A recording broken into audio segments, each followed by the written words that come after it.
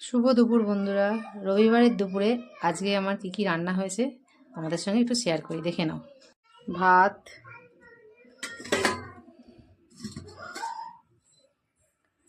Chicken,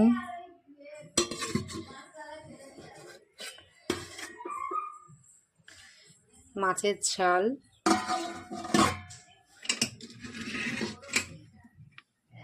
ঢেঁড়স দিয়ে আলু দিয়ে মাছের ঝাল। এটা আগের দিনের লাউ ডাঁটলা ছিল, সেটা গরম করে রেখেছি।